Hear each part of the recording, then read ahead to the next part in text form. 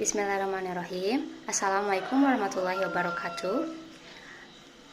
Today, I will explain SLA and Psycholinguistics. For SLA, I choose one theory about foundation of second language acquisition. There are 9 points for foundation of SLA. 1. Multilingualism refers to the ability to use two more or languages. Some linguistics and psycholinguistics use bilingualism for the ability to use two languages and multilingualism for more than two, but we will not make that distinction here. 2. Monolingualism refers to the ability to use only one. Reporting on the more recent situation concludes that are many more bilingual or multilingual individuals in the world than there are monolingual. 3. This point is made most cogently by Vivian Cook, who introduced the concept of multilingual competence. His term is multi-competence to refer to the compound state of mind with two or more grammars. This means to possess multilingual competence means to be familiar with two or more languages on the basis of how these languages are used in different contexts. 4. Monolingual competence or monocompetence. In Cook's terminology, which refers to knowledge of only one language, L2 user differ from monolinguals in L2 knowledge. It finds L2 user differ from monolingual. In L2 knowledge, L2 user have a different metalinguistic awareness from monolinguals. L2 user have different cognitive process. This subtle difference consistently suggests that people with multi-competence are not simple equivalent to two monolinguals but are unique combination. 5. Learned language. Approximately language are 6,000 languages are spoken in the world with widely varying distribution, and almost all of them have been learned as second language by some portion of this or of their speaker. By the year 2000, the four most commonly used languages were Chinese, English, Spanish, and Hindi, which are acquired by over 2 billion SL2 and almost 1.7 billion SL2. 6. There is general agreement that cross-linguistic important for transfer of rare knowledge. 7. Negative transfer. When an L1 structure or rule is used in L2 utterance and that use is inappropriate and considered an error, negative transfer of L2 features can often inferred from forms in second language which are unlike any that are likely to be produced by native speakers of the L2, or are an integration of elements which would not occur in monolingual speech. 8. Fossilization refers to two close nations.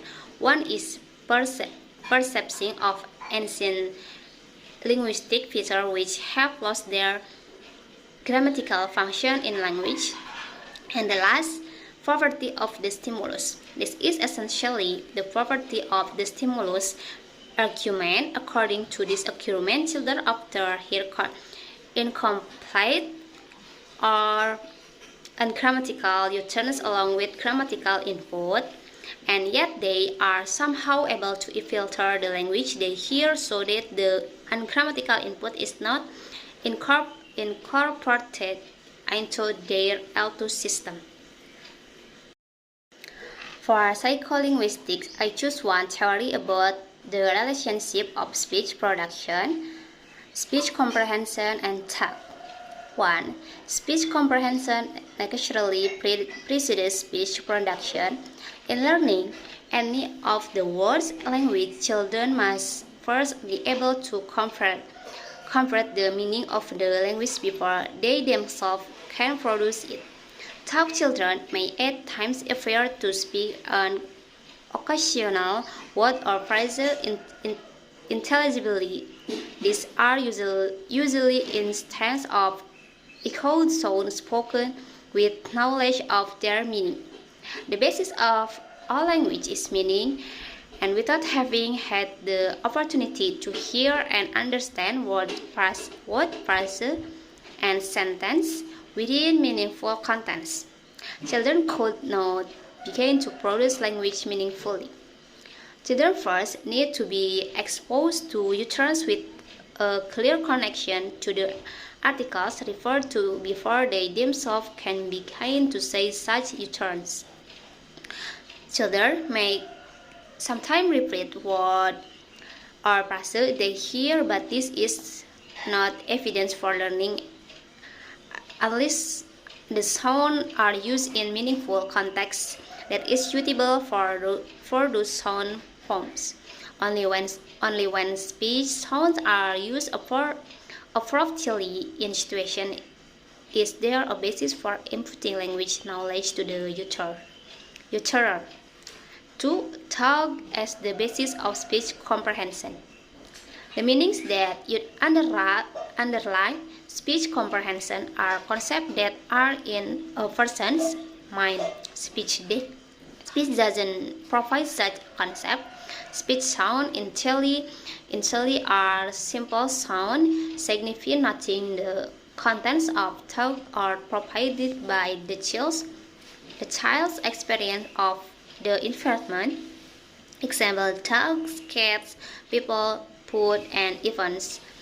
Concerning those objects and the child's experience of its own feelings, emotion, desires, and conceptual construction. Talk.